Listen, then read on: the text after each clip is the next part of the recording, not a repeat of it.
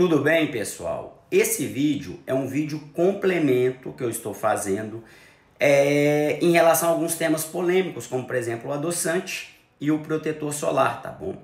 Temas do quais a gente tem evidências que podem ser favoráveis ou contra, mais para um lado, mais para o outro, mas a gente ainda tem um grau de dúvida. E nesse tipo de situação a gente precisa ter um pouco mais de bom senso.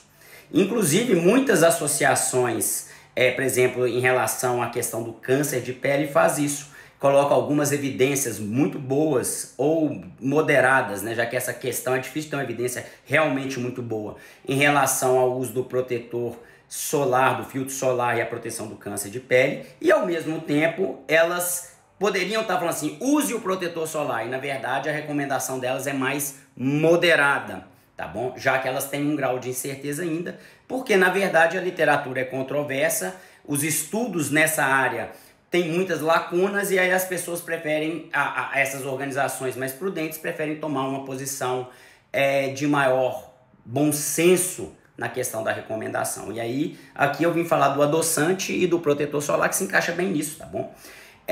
Uma questão simples, por exemplo, a gente tem evidências, por exemplo, que mostram que o filtro solar pode ser efetivo para a redução da incidência de melanoma, tá bom? Mas também temos dados que mostram que o câncer de pele vem crescendo, embora isso seja controverso, porque tem vários fatores que podem fazer o câncer de pele estar crescendo, tá bom? Do mesmo jeito, a evidência em questão do uso do protetor solar e do melanoma está reduzido, embora ela tenha um certo grau de qualidade, ela não é algo que vai pesar tanto, porque nós temos outras evidências que questionam isso. Então, nessa posição de dúvida, quando você tem essa posição de dúvida, é bom você trabalhar com o que chama de recomendação primária e secundária, tá bom? A primária seria a recomendação mais efetiva. Por exemplo, o que é mais efetivo para você não ter um câncer de pele? Você utilizar um protetor solar ou você não se expor à luz solar?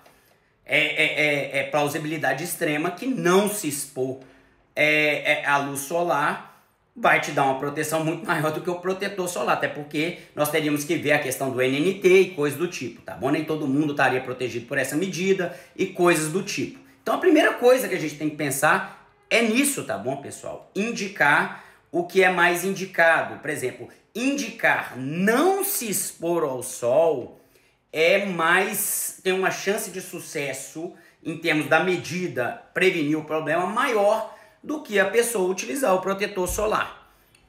Depois eu vou fazer um raciocínio semelhante com adoçante, tá bom? Porém, vamos supor que a pessoa more na praia, trabalhe na praia, não tenha como não se expor ao sol. E a pessoa, diante dessa situação, fala assim, mas doutor, eu trabalho no sol, eu não posso me expor, eu não tenho como fugir da exposição solar. Então você deu a primeira mensagem à pessoa, o mais efetivo, mas a pessoa te colocou uma condição que não estava até então descrita. A condição que ela não tem como fugir dessa exposição. Aí, nessa situação, você vai fazer uma segunda indicação. Olha, pode ser que o protetor solar tenha benefício para você. Até porque você não vai deixar de se expor à proteção solar. Vocês perceberam que tem uma diferença muito grande quando você trata de uma indicação primária e uma secundária? A primária, você está fazendo uma recomendação geral e você está partindo do universo que as pessoas podem ou conseguem fazer isso.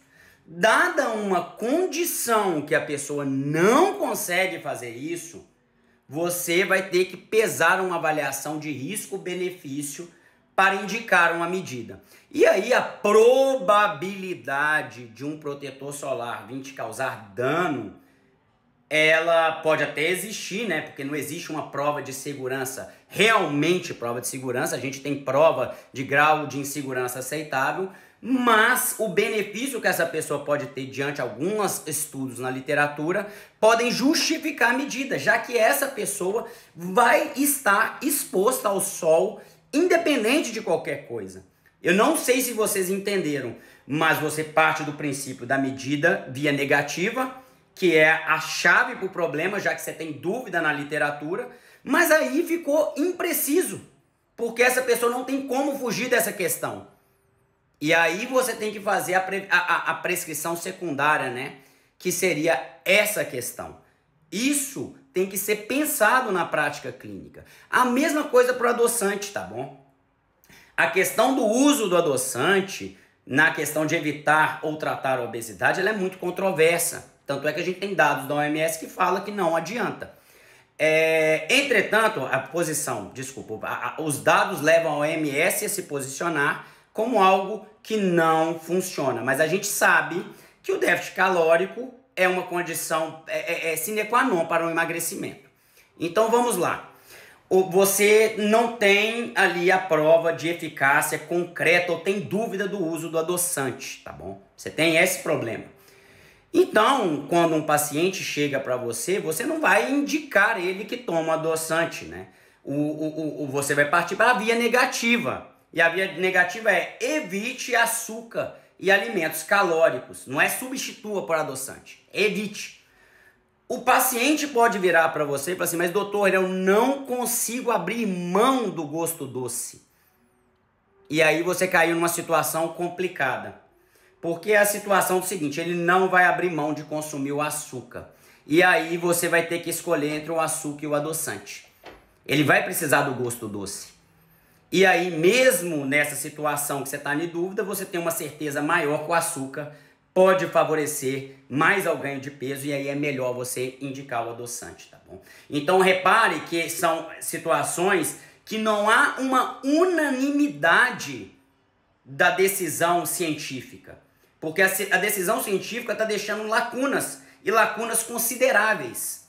E nessa situação, você vai fazer a avaliação de medida primária, né, conduta primária e secundária. Você vai colocar a conduta primária, ela sendo impossível para o paciente, ou impraticável e tudo, você vai optar pela indicação, a conduta secundária, que seria indicar algo de menor prova, e até de dúvida, mas que aí teria uma questão de risco-benefício que justificaria, já que você não tem a medida primária, que é a mais efetiva possível por condições que o paciente te colocou. Então, o que eu estou querendo dizer com a questão do protetor solar e do adoçante não é não use, faz mal, etc, etc. É em qual caso clínico você se encontra. Nós temos que tomar cuidado quando uma indicação é feita de forma generalizada, porque a gente pode, por exemplo, sujeitar uma pessoa a um efeito cloroquina, né? O efeito da coragem da exposição. Se uma pessoa tem como evitar uma exposição solar, mas eu falo assim, use protetor solar ao invés de recomendar evitar a exposição, eu posso estar encorajando essa pessoa a se expor ao sol de forma desnecessária. E isso não seria adequado. Mas dito pela pessoa que ela vai se expor ao sol e afirmado pela pessoa que é uma condição para ela, que ela não tem como fugir disso, por exemplo, você vai ter que optar por uma segunda condição e aí você faria o uso do protetor e a mesma coisa no exemplo do adoçante. Entendam que não é questão de radicalismo. Protetor não funciona, é uma bosta, joga fora. Adoçante não funciona, é uma bosta, joga fora. É questão de racionalidade na tomada de decisão clínica, tá bom, pessoal? É uma coisa muito complexa. Não é tão simples assim. Primeiro, você tem que indicar o que tem mais prova e não ter uma prova de eficácia tão alta, você vai optar por uma via negativa que se encaixa naquele modelo. Mas diante da impossibilidade disso, você vai ter que fazer um reajuste na tomada de decisão. É sobre isso que a gente está falando do exercício racional na prática clínica, beleza?